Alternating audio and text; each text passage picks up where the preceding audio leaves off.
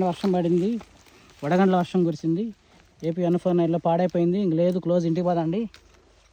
ఇక వద్దు అనే పరిస్థితి మీకు ఉండకూడదని ఇటువంటి వెరైటీ ఎంచుకున్న రేపు అధిక వర్షాలైనా వడగండ్ల వర్షం అయినా సరే డ్యామేజ్ కాకుండా ఉండడం కోసం మనం వెయిట్ చేయాలి. రాలిందన్న దాన్ని చూడండి, మొత్తం ఆకంతా రాలిపోయి చాలా వరకు డ్యామేజ్ అయింది. చూడండి, కాయలు కానీ డ్యామేజ్ కాలేదండి, అస్సలు డ్యామేజ్ కాలే.